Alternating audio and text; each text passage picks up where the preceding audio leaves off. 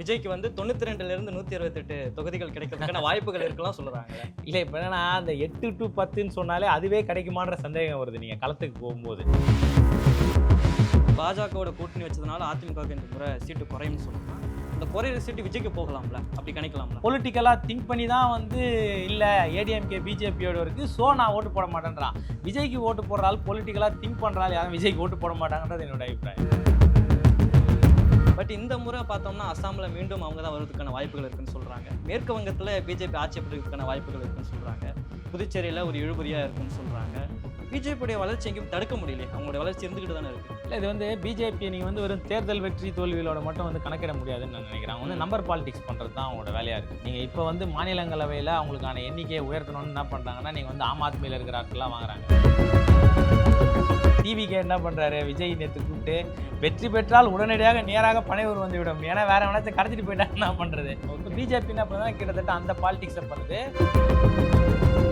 BJP ஜெயிச்சிச்சுலாம் இல்லை. நீங்கள் வந்து 2வது முறை ஆட்சி அமைக்கும் போது சிங்கிள் மெஜாரிட்டியில் ஆட்சி அமைக்கிறாங்க. இந்த தேர்தலில் நீங்கள் பார்த்தீங்கன்னு சொன்னால் பிஜேபியினுடைய எண்ணிக்கை குறைஞ்சு தானே போயிருக்கு. நீங்கள் வந்து ஆந்திராலையும் பீகார்லையும் வந்து அவங்க சப்போர்ட் பண்ணலன்னா பிஜேபி ஆட்சி அமைச்சிட முடியுமா?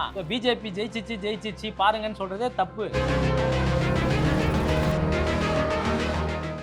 டயலாக் தமிழ் நேயர்களுக்கு வணக்கம், நான் நிர்மல். இன்றைய நேர்காணலில் சிறப்பு விருந்தினராக சமூக ஆர்வலர் லெனின் அவர்களோடு நம்மோடு இணைந்திருக்கார். வாங்க அவரோட பேசுவோம். வணக்கம். நல்லா இருக்கீங்களா? நல்லா இருக்கு. இப்போ எக்ஸிட் போல் நிறைய விஷயங்கள் வந்து திமுகவுக்கு வந்து சாதகமாக இருக்குது. அதே சமயத்தில் விஜய்க்கு ஆதரவான ஒரு பக்கம் அது வந்து இருந்துகிட்டு இருக்கு. பொதுவாக எக்ஸிட் போல் மேலே ஒரு நம்பிக்கை இருந்துச்சு ஒரு ஏற்கனவே. ஆனால் இப்போ அதோட நம்பிக்கை வந்து குறையுதா? அதை யார் சொல்கிற கணிப்பு வந்து நம்புறது அப்படின்ற ஒரு கேள்வி இருக்கு இல்லையா? நீங்கள் எப்படி பார்க்குறீங்க? இல்லை இப்போ எக்ஸிட் போல் இல்லைன்னா சில நேரங்களில் ரொம்ப அநியாயத்துக்குனால அவங்களால போய் சொல்ல முடியாது. அதனால் இப்போ என்ன தமிழ்நாட்டை பொறுத்த வரைக்கும் திமுக வந்து ஜெயிச்சிருவாங்க, ஆட்சி அமைச்சிருவாங்கன்ற அளவுக்கு தான் வந்து பெரும்பான்மையான ஊடகங்கள் வந்து தன்னுடைய கருத்து கணிப்பில் சொல்லியிருக்காங்க எக்ஸிட் போலில். அதே மாதிரினா சிலது நீங்கள் ஏற்கனவே என்னென்னா என்னது மை இண்டியாவா? ஆமாம். அதெல்லாம் பார்த்தீங்கன்னா ஏற்கனவே அவர் இதுக்கு முன்னாடி ஒரு வாட்டி வந்து ஒரு தேர்தல் கணிப்பு சொல்லி டிவிலேயே உட்காந்து அழுது இந்த எல்லாமே தப்பா போச்சுன்னு சொன்னவர் தான். அது எதாவது தெரியாமல் அறியாமலாம் வந்து அவங்க சொல்கிறது கிடையாது, தெரிஞ்சுதான் சொல்கிறாங்க. இப்போ நீங்கள் வந்து முன்னாடி என்ன சொல்லுவாங்கன்னா இப்போ நீங்கள் ஒரு ஊடகம் ஒரு கருத்து கணிப்பு வெளியிடுதுன்னா ஊடகத்திற்கான ஒரு நெறி அது மொராலிட்டி இருந்தது அவங்களுக்கு. இப்போ நீங்கள் ஊடகங்கள் வந்து அந்த மொராலிட்டிலேருந்து ரொம்ப தள்ளி போயிடுச்சோன்ற மாதிரி தான் அவங்களுடைய செயல்பாடுகள் இருக்குது. அப்போ நீங்கள் வந்து 100% அவங்க சொல்கிறத நம்புறதா அல்லது அதில் வந்து ஜென்யூனிட்டி இருக்கா, ஒரு நம்பகத்தன்மை இருக்கா அப்படின்னு பார்த்தா ஏதோ ஒரு சார்புத்தன்மை அதிகமாக இருக்கிறது இப்போ நம்ம அந்த எக்ஸிட் போலில் பார்க்க முடியுது. இப்போ நீங்கள் வந்து ஒரு பத்திரிகையாளர், நான் ஒரு ஊடகவியலாளர், இப்போ நீங்கள் கார்ட்டூனே வந்துச்சு, நான் வந்து ஒரு ஜேர்னலிஸ்ட்டுன்னு சொல்கிறாரு, உடனே அடுத்த கேள்வி என்னங்கன்னா எந்த கட்சியோட ஜேர்னலிஸ்ட்டு? ஸோ ஒரு சார்புத்தன்மையோட வந்து செயல்படுற மாதிரியான ஒரு விஷயம் இருக்குன்னு பார்க்குறேன். பட் என்னன்னா ஒரு விஷயம் என்னன்னா ரைட் ஓகே, திமுக வந்து ஒரு ஸ்ட்ராங்கான ஒரு ஆப்போனன்ட் பார்ட்டி இல்லை அப்படின்ற ஒரு பொசிஷனில் திமுக வந்து ஜெயிச்சிருவாங்கன்னு போடுறாங்க. இப்போ நீங்கள் அந்த எண்ணிக்கை கூட என்னன்னா 120 140ன்னு சொல்லி போடுறது தான் வந்து பார்க்க முடியுது. என்னுடைய கணிப்பு என்னன்னு சொன்னால் நம்ம திமுக திராவிட முன்னேற்ற கழக அரசு அதனுடைய கூட்டணி பலம், எதிர்கட்சியில் இருக்கிற கூட்டணியில் இருக்கிறவர்களுடைய தமிழகத்திற்கு எதிரான அவங்களுடைய செயல்பாடு இதெல்லாம் பார்க்கும்போது திமுக இன்னும் கூடுதலான ஒரு எண்ணிக்கையில் வெற்றி பெறுவாங்கன்னு சொல்லி நான் நினைக்கிறேன். ஆனால் எல்லா கணிப்புலையுமே வந்து ஒரு 110லேருந்து 140 முதல் 160 150க்குள்ளே தான் வருது. இதை பார்க்கும்போது தொங்கு சட்டசபை உருவாக்குறதுக்கான காரணங்கள் இருக்குமா? இல்லை அப்படியான ஒரு விஷயத்தை ப்ரொஜெக்ட் பண்ணுறாங்க. எனக்கு தோன்றது என்னன்னு சொன்னால் அப்படி ஒன்று வருமான்ற நம்பிக்கை எனக்கு இல்லை. இப்போ நீங்கள் வந்து இன்னைக்கு இருக்கிற செட்டப்புக்குள்ள நீங்க வந்து ஏடிஎம்கே பிஜேபியோட நிக்குது. ஸோ அது வந்து தமிழகத்திற்கு எதிரான ஒரு செயல்பாடுகள்லாம் தொடர்ச்சியா வந்து பிஜேபி செஞ்சுட்டு இருக்கு. ஸோ அவங்களோட போய் ஏடிஎம்கே சேரும் போது இப்போ என்ன யோசிக்கிறாங்கன்னா அதிமுக தனியா நிற்கும் போது இவ்வளோ ஓட்டு வாங்குச்சு, பிஜேபி தனியா நிற்கும் போது இவ்வளோ ஓட்டு வாங்குச்சு, ஆகவே ரெண்டும் சேர்ந்தா இப்படி வந்துரும்ன்ற ஒரு நினைப்புல இருக்காங்க. நீங்க அதிமுக தனியா நிற்கும் போது அது கிடைக்கிற ஓட்டும் அதிமுக பிஜேபியோடு சேரும்போது கிடைக்கிற ஓட்டும் நிச்சயமா மாறுபடும், நான் குறையும் நினைக்கிறேன். ஏன்னா நீங்க வந்து அதை இவருடைய நம்ம ஜெயக்குமார் இருக்காருல்ல ராயபுரம், ஜெயக்குமாரோடைய ஸ்டேட்மெண்ட்டே அதானே, நான் ராயபுரத்துல முடிசூடா மன்னனா இருந்தேன், நான் என் தோல்விக்கு ஒரே காரணம் வந்து பிஜேபியோட கூட்டணி வச்சது தான், சிறுபான்மை மக்கள் எங்களுக்கு ஓட்டு போடலன்னாங்க. ஸோ அதே மாதிரியான நிலை பல இடங்கள்ல வரும் அப்படின்னு நான் நினைக்கிறேன். விஜய் எப்படி பார்க்குறீங்க? சில பேர் என்னதான் 1 முதல் 10 வரைக்கும் வாங்குவார்னு சொன்னாலும் இப்போ ஆக்சிஸ் மை இந்தியா மாதிரி, டைம்ஸ் நவ் மாதிரியான ஊடகங்கள் வந்து விஜய்க்கு வந்து 92ல இருந்து 128 தொகுதிகள் கிடைக்கிறதுக்கான வாய்ப்புகள் இருக்கலாம் சொல்றாங்க. இல்லை இப்போ என்னன்னா அந்த 8 to 10ன்னு சொன்னாலே அதுவே கிடைக்குமான்ற சந்தேகம் வருது நீங்கள் களத்துக்கு போகும்போது. ரொம்ப ஸ்கேட்டர்டான ஓட்டு. இப்போ நாம வந்து தேர்தல் பணிகளில் நம்ம வந்து சிலர் ஈடுபடும் போது நம்ம அங்கெல்லாம் போய் பார்க்கும்போது என்ன வந்துருதுன்னு சொன்னால் உதிரியான ஓட்டு வந்து விஜய்க்கு டிவி கேக்குன்ற மாதிரி வந்து சொல்றாங்களே தவிர ஒரு ஆர்கனைஸ்டான ஓட்டு வந்து அங்க இல்ல. இப்ப நீங்க வந்து என்னன்னா ஒவ்வொரு தொகுதியிலயும் வந்து ஒரு 300 பாகம் 320 பாகம் இருக்கு நம்ம போய் போடுற போலிங் பூத். ஸோ அந்த போலிங் பூத்தில் மினிமம் வந்து 600லேருந்து 1000 ஓட்டு வரைக்கும் இருக்குன்னா அதில் போலாவது எவ்வளோ ஓட்டு வந்து டிவிகே உழுன்றது இருக்குல்ல. நீங்கள் வந்து திமுக ஏஜென்ட்டோ அல்லது அதிமுகவினுடைய பூத் ஏஜென்ட்டோ உள்ளே உட்காந்தாருன்னா ஒருத்தர் போய் ஓட்டு போட்டால் இது நம்ம ஓட்டுன்னு அவருக்கு தெரியும்.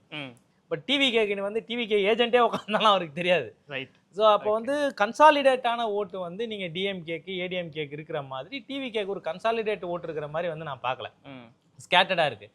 ரெண்டு நீங்கள் வந்து எலெக்ஷன் டைமில் வந்து நீங்கள் எதுவும் பொதுவாக மேடையில் பேசுகிறது இந்த மாதிரி மட்டும்லாம் பார்க்க முடியாது. பூத் லெவல் போய் நீங்கள் பார்த்தீங்கன்னா நீங்கள் வந்து ஒரு ஸ்கூலில் போய் போலிங் ஸ்டேஷன் ஒரு 4 பூத் இருக்கும், போலிங் ஸ்டேஷன் சொல்கிறோம். அந்த போலிங் ஸ்டேஷனுக்கிட்ட சுற்றி 2 டேபிள் போட்டு உட்காருவாங்க எல்லா கட்சிக்காரங்களும். யாருக்கு ஓட்டு போட போகிறீங்க, நீங்கள் வந்து எங்கே உங்களுடைய ஓட்டு இருக்குது, எந்த பாகத்தில் இருக்குலாம் பண்ணணும்ல. அப்படி வந்து திமுக அதிமுக மற்றவங்க உட்கார்ற மாதிரி டிவிகேக்கு உட்கார்றதுக்கு ஆள் இல்லையே. ஓகே. ஸோ ஆர்கனைஸ்டு ஓட்டு எனக்கு வந்து அந்த 8 to 10ன்றதே பிரச்சனையாக இருக்குது. இதில் வந்து 90 95லாம் எங்கே வரப்போகுதுன்னு தெரியல. எவ்வளோ கணிக்கிறீங்க?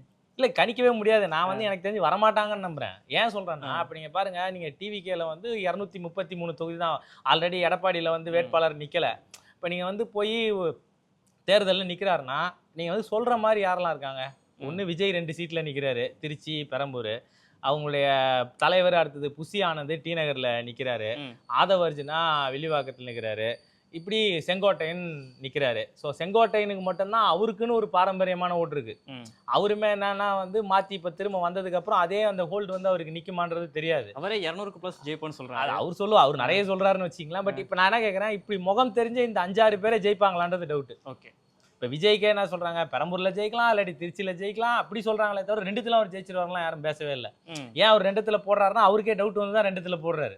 ஸோ அப்போ நீங்கள் வந்து இவருக்கு விஜய்க்கே டவுட்டுனா நீங்கள் யார் முகத்தை வச்சு ஒட்டுமொத்த கட்சியும் சொல்கிறீங்களோ அந்த விஜய்க்கே வந்து 2 தொகுதியில் போட்டு அவர் ஜெயிப்பாரான்னு தெரியாத பயத்திலேயே 2 இடத்துல போடுறாங்கன்னா அது கூட இருக்கிற புசி ஆனந்தோ அல்லது ஆதவர்ஜுனாவோ என்ன வந்து ஜெயிச்சிட போகிறாங்க.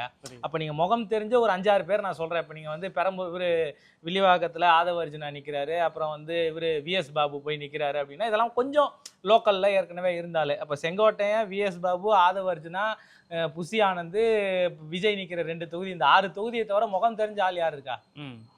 ஸோ அந்த 6 டவுட்டு.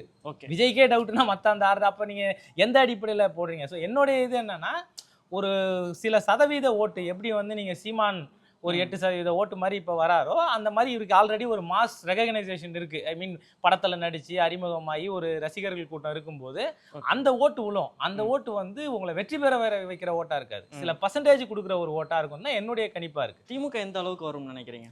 இல்லை நான் எப்படி பார்க்குறேன்னா நீங்கள் வந்து இப்போ இவங்க சொல்கிற 120 140ன்றதை விட கூடுதலாக வருவதற்கான வாய்ப்பு இருக்குன்னு நான் நம்புகிறேன். ஏன்னா நான் இப்போ சொன்ன மாதிரி பிஜேபி கூட அலைன்ஸ் நிற்கும் போது அதிமுகவுக்கு அதே ஓட்டு உழுன்ற நம்பிக்கை எனக்கு வந்து இல்லை. அப்போ வந்து அதிமுக பிஜேபி கூட்டணி அப்படின்னு சொல்லும்போது அதிமுக பிஜேபி கிடைக்கிற ஓட்டுன்றது வந்து திமுகவுக்கு கிடைக்கிற ஓட்டோட கம்மியாக தான் கிடைக்கும். ஸோ கன்சாலிடேட் பண்ணி சில நபர்கள் இருக்காங்க. இப்போ நம்ம எப்படி டிவிகேக்கு சொன்னோம்னா அதே மாதிரி அதிமுகவுக்கு சில முகம் இருக்குது. நீங்கள் எடப்பாடி பழனிசாமி, எஸ்பி வேலுமணி, விஜயபாஸ்கர், நத்தம் விஸ்வநாதன், இப்படி ஒரு 10 முகம் இருக்கு இல்லையா? இந்த முகம் செல்லூர் ராஜு, நீங்கள் இப்படி சில நேம்ஸ் கொஞ்சம் பிரபலமான முகங்கள் ஏற்கனவே அவங்களுக்குன்னு கிரவுண்டில் இருக்கிற ஓட்டு. இப்போ நான் சொன்ன பாருங்க பூத் லெவலில் யார் ஓட்டு போடுவா அந்த மாதிரி பேஸ் இருக்கிற சில பேர் வந்து வின்னிங்கான வாய்ப்பு இருக்குமே தவிர பொலிட்டிக்கல் வேவ்ல இருந்து ஏடிஎம்கே பிஜேபி ஜெயிச்சிரோன்ற மாதிரியான எண்ணிக்கையை வந்து நம்மளால சொல்ல. நீங்க சொல்ற மாதிரி பாஜகவோட கூட்டணி வச்சதுனால அதிமுக இந்த முறை சீட்டு குறையும்னு சொன்னோம்னா அந்த குறையிற சீட்டு விஜய்க்கு போகலாம்ல, அப்படி கணிக்கலாம்ல? இல்லை நீங்கள் அந்த குறையிற ஓட்டு வந்து டிஎம்கேவோட தான் கன்சாலிடேட் ஆகும். நான் சொல்கிறது என்னன்னா ஒரு ஜென்யூனாக வந்து நீங்கள் வந்து பிஜேபி இல்லாமல் ஒரு ஆல்டர்னேட் தேடுறவன் தான் பிஜேபி கூட அவன் போனனால வந்து ஓட்டு போடாமல் இருக்கிறாங்க. அப்போ நீங்கள் அது எப்படி விஜய்க்கு போகுன்றது வந்து டவுட்டு தான். ஸோ பொலிட்டிக்கலாக திங்க் பண்ணி தான் வந்து இல்லை ஏடிஎம்கே பிஜேபியோட இருக்குது ஸோ நான் ஓட்டு போட மாட்டேன்றான். விஜய்க்கு ஓட்டு போடுறாள் பொலிட்டிக்கலாக திங்க் பண்ணுறாள் யாரும் விஜய்க்கு ஓட்டு போட மாட்டாங்கன்றது என்னோட அபிப்பிராயம். ஓகே. நீங்கள் இப்போ வந்து ஒரு ஆல்டர்னேட்டை தேடுறோம் அப்படின்னு சொன்னால் என்ன ஆல்டர்னேட் சொல்கிறாரு? அவர் ஒன்றும் ஆல்டர்னேட்லாம் சொல்லலை, சும்மா அந்த நாங்கள் வந்துடுவோம் ஜெயிச்சிருவோம் இப்படி தான் பேசுகிறாங்களே தவிர பொலிட்டிக்கலான ஆல்டர்னேட் தேடுறாள் டிஎம்கே கூட தான் வந்து நிற்கணும், அல்லது இந்த அலைன்ஸ் ஓகேன்ற மாதிரியான ஃபீல்டில் இருந்து தான் வந்து ஒர்க் பண்ணுவாங்க, ஓட்டு போடுவாங்க நான் நம்புகிறேன். இப்போ கேரளாவை எடுத்துக்கிட்டோம்னா 2 முறை வந்து எல்டிஎஃப் வந்து ஆட்சியில் இருந்திருக்காங்க. இந்த முறை வந்து எல்டிஎஃப்க்கு சாதகமாக இல்லை, பின்னாடி சந்திக்கிறாங்கன்னு சொல்கிறாங்க. இது எப்படி இப்போ எடுத்துக்கிறது? இல்லை இப்போ இவங்க இப்போ ஒரு என்ன போடுறாங்கன்னா எல்டிஎஃப் வந்து 50 தொகுதி 55 தொகுதின்னு போடுறாங்க. 70 வரைக்கும் வரும்னு சொல்கிறாங்க. 70 வரைக்கும் அதிகபட்சம் போகிற நீங்கள் வந்து அங்கெல்லாம் பார்டரில் தான் இருக்கும். நீங்கள் இப்போ கேரளாவில் பார்த்தீங்கன்னா கடந்த 2 முறைக்கு முன்னாடிலாம் பார்டர் 69 71 இருக்கும். ஒன்று வந்தாலும் வந்து டை ஆகிற மாதிரி தான் வந்து அங்கே ஏற்கனவே இருந்துட்டு இருந்தது. ஸோ இப்போ கூட என்ன அப்படின்னு சொன்னால் நீங்கள் ஆனால் அங்கே வந்து இந்த பிஜேபி பண்ணுற மாதிரி குதிரை பேரம் நடத்திலாம் அவங்க அரசியல் பண்ண மாட்டாங்க. ஓகே, ரொம்ப டீசெண்டான ஒரு பொலிட்டிக்கலாக அதை அட்ரஸ் பண்ணுற மாதிரியான ஏற்பாடு இருக்கும். இப்போ கூட என்னன்னா இந்த 54லேருந்து 55 60ன்னு சொல்றது ஆல்ரெடி வந்து சிபிஎம் என்ன பண்ணிட்டாங்கன்னா உள்ளாட்சி தேர்தல் நடந்த உடனே வந்து ஒரு பட்டியல் போட்டாங்க. போடும்போது அவங்க என்ன சொல்லிட்டாங்க, உள்ளாட்சி தேர்தலில் விழுந்திருக்கிற ஓட்டின் அடிப்படையில் நாங்கள் கணக்கு பண்ணாலே எங்களுக்கு இன்னைக்கு தேதிக்கு 55 தொகுதி கன்ஃபார்ம். ஸோ இன்னொரு 30 தொகுதியை நாங்கள் கான்சென்ட்ரேட் பண்ணுறோம் பண்ணி நாங்கள் வந்து அதில் வின் பண்ணுவோன்றது அவங்களுடைய கணிப்பு. ஸோ இப்போ வந்துருக்கிற எக்ஸிட் போல வச்சலாம் இல்லை, அவங்க ஆல்ரெடி 55 கன்ஃபார்ம் பண்ணிட்டாங்க. ஸோ இன்னொரு இருக்கிற ஒரு 20 தான் வந்து அவங்க ஒர்க் அவுட் பண்ணணும்னு சொல்லியிருக்கிறாங்க. ஒர்க் அவுட் பண்ணதாகவும் வந்து அவங்க சொல்கிறாங்க. ஸோ கேரளாவை பொறுத்த வரைக்கும் நீங்கள் வந்து டையில் இருக்கிற மாதிரி தான், நீங்கள் வந்து அப்படியே உறுதியாக சொல்கிற மாதிரி என்னன்னா அங்கே செகண்ட் டைமே கிடையாது. இது வரைக்கும் வந்து 2வது முறை ஆட்சி அமைச்சதே கிடையாது. அதுதான் அங்கே கொரோனாவில் நல்லா செயல்பட்டாங்க. அப்போ இந்த முறை நிறைய ஸ்கீம்களை கொண்டு வந்திருக்காங்கன்னு சொல்லி தான் மக்கள் மத்தியில் நல்ல வரவேற்பு சொல்லப்படுது. இருந்தாலும் கணிப்புல வந்து குறையிறத பார்க்க முடியல. இல்லை நீங்கள் கணிப்புல குறையதுன்னா நான் என்ன சொல்கிறேன், அப்படி ஒரு இது இருந்ததுன்னா அது உள்ளாட்சி தேர்தலில் ரொம்ப அப்பட்டமாக வெளிப்பட்டுருக்கணும்னு நான் நினைக்கிறேன். உள்ளாட்சி தேர்தலில் அப்படியான விஷயங்கள் வெளிப்படலைன்றது அவங்களுடைய ஸ்டாட்டிஸ்டிக்ஸ் பிரகாரமே சொல்கிறாங்க. ஓட்டு ஷேர் அடிப்படையில் என்னுடைய சொந்த கருத்துலலாம் சொல்ல, உள்ளாட்சி தேர்தலில் விழுந்த ஓட்டின் அடிப்படையிலே அவங்க என்ன சொல்கிறாங்கன்னா நாங்கள் 55ல் கன்ஃபார்மாக இப்போவே ஜெயிப்போம், நாங்கள் இன்னும் ஒரு 20 தொகுதியில் கண்டிப்பாக கன்சாலிடேட் பண்ணி, ஏன்னா உள்ளாட்சி தேர்தலில் இருக்கிற மாதிரியே சட்டமன்ற தேர்தல் இருக்காது. நீங்கள் பார்லிமெண்ட் எலெக்ஷனுக்கு காங்கிரஸுக்கு ஓட்டு போட்டாலும் நீங்கள் வந்து சிபிஎம்முக்கு தான் வந்து மாநில தேர்தலில் ஓட்டு போடுறாங்க. அப்போது திரும்ப அவங்களுக்கான அந்த கிரெடிபிலிட்டி இருக்குது. ஸ்டேட் லெவலில் வந்து அவங்க ஒரு ப்ரோக்ரெசிவான ஒரு இதுவாக நடத்துகிறாங்கன்ற ஒரு கிரெடிபிலிட்டி இருக்குது. ஸோ எனக்கு தெரிஞ்சு வந்து அவங்களுடைய கணிப்பின் அடிப்படையில், சிபிஎம் சொல்கிற கணிப்பின் அடிப்படையில் ஒரு வருஷத்துக்கு முன்னாடியே அவங்களுக்கு 55 சீட்டு கன்ஃபார்மு. இப்போ இருக்கிற ஒரு பொலிட்டிக்கல் சிச்சுவேஷனில் நீங்கள் காங்கிரஸ் ஆல்டர்னேட்டாக வைக்கல. அவங்க இப்போ வந்து காங்கிரஸ்னா யார் சிஎம்னு இப்போ சண்டை போட்டுன்னு இருக்கிறாங்க. பட் சிபிஎம்னா ரொம்ப கிளியராக வந்து அதை அண்டர்ஸ்டாண்டிங்லேருந்து டீல் பண்ணுறாங்க. பண்ணி அவங்க என்ன சொல்லலாம், 55லேருந்து நாங்கள் வந்து இன்னொரு 20 சீட்டு கண்டிப்பாக வின் பண்ணுவோம், ஸோ கட்டாயம் ஆட்சி அமைக்க முடியும், 3வது முறையாக நாங்கள் ஆட்சி அமைப்போன்றது வந்து அவங்க சொல்கிறாங்க. ஒருவேளை நீங்கள் வந்து அதில் குறைவாக ஏற்பட்டால் கூட அது பெரிய செட்பேக்காலாம் வந்து பார்க்க முடியாது, எனக்கு தெரிஞ்சு நான் சொல்கிறேன். ஆனால் அதற்கான வாய்ப்பு இல்லை. அவங்க சொல்கிற அடிப்படையில் அவங்க வந்து ஆட்சி அமைப்பதற்கான எல்லா வாய்ப்பும் இருக்கிறத தான் நான் பார்க்குறேன். அங்கே பாஜக வந்து 0 அப்படின்ற ஒரு இடத்துல தான் இருந்தாங்க. நாடாளுமன்ற தேர்தலில் ஒரு சீட்டு போயிருக்கிறாங்க. மாநகராட்சி தேர்தலில் வெற்றி பெற்றிருக்கிறாங்க. இந்த முறை 1லேருந்து 10 வரைக்கும் வருவதற்கான வாய்ப்புகள் இருக்குன்னு சொல்கிறாங்க. தமிழ்நாட்டிலே இப்போ 4 தான் இருந்தாங்க. இப்போ கேரளாவில் 0ன்ற இடத்துல இருந்து வளர்றாங்கன்னா அவங்களோட வளர்ச்சி இருக்கா கேரளாவில்? இல்லை, இப்போ நீங்கள் வந்து ஆல்ரெடி பினராயி விஜயன் தோழர் அவர் என்ன சொல்லிட்டாருன்னா, காங்கிரஸ் சரியான நிலைப்பாட்டில் இருந்தால் பிஜேபி இந்த இடத்துக்கே வந்திருக்காதுன்ட்டார். ஸோ நீங்கள் வந்து சசி தரூர் மாதிரி ஆட்களும் காங்கிரஸுக்குள்ளேயே இருக்கிற சில ஆர்எஸ்எஸ் மனநிலையில் இருக்கிறவங்களும் தான் பிஜேபிக்கான வழியை உருவாக்குறாங்க. நீங்கள் கேரளாவில் பார்த்தீங்கன்னா நீங்கள் ஒரே ஒரு மாநகராட்சியில் தான் வந்து அவங்க வெற்றி பெறுறாங்க. ஆனால் கேரளாலேயே ஜெயிச்சிட்ட மாதிரி வந்து அவங்க அதை கொண்டாடுறாங்க. அந்த மாநகராட்சியில் கூட, திருவனந்தபுரம் மாநகராட்சியில் கூட சிபிஎம்முக்கு ஏற்கனவே என்ன ஓட்டு இருந்ததோ அதை வந்து அவங்க தக்க வச்சுட்டாங்க. எங்கேருந்து ஓட்டு வந்து பிஜேபிக்கு போயிருக்குன்னா காங்கிரஸுக்கு விழுந்த ஓட்டு தான் பிஜேபிக்கு போயிருக்கு. அப்போ காங்கிரஸ் வந்து என்ன பண்ணுதுன்னா பிஜேபிக்கான ஸ்பேஸை உருவாக்கி கொடுக்குது. பல இடங்கள்ல பிஜேபி ஜெயிச்சதுக்கான காரணம் வந்து அது காங்கிரஸாக தான். 0 நிரப்பக்கூடிய இடத்துல காங்கிரஸ் இருக்குன்றீங்க? இல்லை, காங்கிரஸ் சப்போர்ட் பண்ணிச்சுன்னு சொன்னா நீங்கள் அந்த பாயிண்ட்டை தான் அவங்க வராங்க. காங்கிரஸ் வந்து சப்போர்ட் பண்ணும்போது அது வருது. ஆனால் இந்த தேர்தலை பொறுத்த வரைக்கும் அவங்களுக்கு வந்து ஒரு ஆட்சி அமைக்க வேண்டிய ஒரு கட்டாயம் இருக்குது. இங்கே மாநகராட்சியில் வந்து என்னன்னா சிபிஎம்மும் பிஜேபியும் வந்து ரொம்ப க்ளோஸ் மார்ஜினில் இருக்கும்போது காங்கிரஸுடைய ஹெல்ப் வந்து அவங்களுக்கு உதவுது. ஆனால் பிஜேபியை பொறுத்த வரைக்கும் எந்த இடத்துலையும் வந்து அப்படியான ஒரு பொசிஷன்ல அவங்களுக்கு கிடையாது. இப்போ அவங்க அந்த பொசிஷனில் இல்லை அப்படின்னும் போது காங்கிரஸ் ஹெல்ப் பண்ணாலும் அவங்க வந்து ஜெயிக்கிறதுக்கான வாய்ப்பு கம்மி இல்லை. ஓகே, இப்போ நீங்கள் வந்து எம்பி தேர்தலில் கிட்டத்தட்ட அந்த உதவி பண்ணி தான் பண்ணாங்க. அப்படியே இருந்தாலும் நீங்கள் சொல்கிற மாதிரி 10 தொகுதி 20 தொகுதியில் காங்கிரஸ் வந்து பிஜேபி ஹெல்ப் பண்ணிருச்சுன்னு வச்சுக்கோங்க, காங்கிரஸ் அப்புறம் எப்படி ஆட்சி அமைக்க போகுது? ஓகே, இப்போ என்னதான் இந்திய அளவில் பிஜேபி மேலே நிறைய அதிருப்திகள் இருக்குது, நீங்கள் பல முறை பல வீடியோவில் சொல்லியிருந்தீங்க. பட் இந்த முறை பார்த்தோம்னா அசாமில் மீண்டும் அவங்க தான் வருவதற்கான வாய்ப்புகள் இருக்குன்னு சொல்கிறாங்க. மேற்கு வங்கத்தில் பிஜேபி ஆட்சி பெறுவதற்கான வாய்ப்புகள் இருக்குன்னு சொல்கிறாங்க. புதுச்சேரியில் ஒரு இழுபறியாக இருக்குன்னு சொல்கிறாங்க.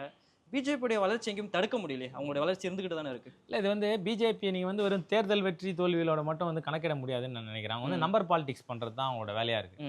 நீங்கள் இப்போ வந்து மாநிலங்களவையில் அவங்களுக்கான எண்ணிக்கையை உயர்த்தணும்னு என்ன பண்ணுறாங்கன்னா, நீங்கள் வந்து ஆம் ஆத்மியில் இருக்கிற ஆட்கள்லாம் வாங்குறாங்க. ஏன்னா இந்த ஒரு கடந்த ஆண்டு மட்டும் என்ன கிட்டத்தட்ட ஒரு 7000 கோடிக்கு மேலே கட்சிக்கு நிதி திரட்டிருக்கிறாங்க. எங்கேருந்து திரட்டிருக்கிறாங்கன்னா எல்லாம் வந்து கார்பரேட் கம்பெனிகள் கொடுக்குறாங்க. அந்த நிதியெல்லாம் எங்கே என்ன பண்ண போகிறாங்க? கிட்டத்தட்ட எல்லாமே வந்து ஃபண்டை இறக்குறான், பணத்தை போட்டு இறச்சி நேரடியாக எம்எல்ஏ எம்பி ஜெயிச்சவங்கள வந்து விலைக்கு வாங்குறான். இப்போ நீங்கள் பாருங்கள், டிவிக்கே என்ன பண்ணுறாரு, விஜய் நேற்று கூப்பிட்டு வெற்றி பெற்றால் உடனடியாக நேராக பனையூர் வந்து விட முடியும், ஏன்னா வேற எவனாச்சும் கடத்திட்டு போயிட்டா என்ன பண்ணுறது. இப்போ பிஜேபி என்ன பண்ணுறதுனா கிட்டத்தட்ட அந்த பாலிடிக்ஸை பண்ணுது, உட்கட்சிக்குள்ளே புகுந்து கட்சிகளை வந்து உடைக்கிற ஏற்பாடு பண்ணுது, அதில் இருக்கிற ஆளை வந்து தூக்குறது அல்லது வந்து மிரட்டுறது, பணம் கொடுத்து வாங்குறதுன்ற எல்லா வேலையும் பண்ணும்போது நம்பர் பாலிடிக்ஸ் பண்ணுது. நீங்கள் வந்து திரிபுராவில் வந்து பிஜேபி ஜெயிச்சிச்சுன்னு சொல்கிறாங்க. இப்போ பிஜேபி ஜெயிச்சிச்சுன்னா எப்படி ஜெயிச்சுது? முதல்ல அங்கே இருந்த எம்எல்ஏ எல்லாரும் வந்து காங்கிரஸில் இருக்கிறான், காங்கிரஸில் இருக்கிற எல்லா எம்எல்ஏவும் திரிணாமுல் காங்கிரஸ் வாங்குது, திரிணாமுல் காங்கிரஸ் வச்சிருந்த எல்லா எம்எல்ஏயும் பிஜேபி வாங்குது. இப்போ பிஜேபி ஒரு கட்சியை ஆரம்பித்து அது ஆட்சிக்கெல்லாம் வரல. காங்கிரஸ் கிட்ட இருந்தவங்க டிஎம்சி கிட்டையும், டிஎம்சி கிட்ட இருந்தவங்க வந்து பிஜேபி கிட்டையும் போனாங்களே தவிர பிஜேபி அங்கே கட்சி ஆரம்பிச்சு எம்எல்ஏவா வாங்குறான் நேரம். அப்போ ஒரு கட்சி ஆரம்பிச்சு மக்கள் செல்வாக்கை உருவாக்கி எல்லாம் ஜெயிச்சிச்சுன்னு சொல்ல முடியாது.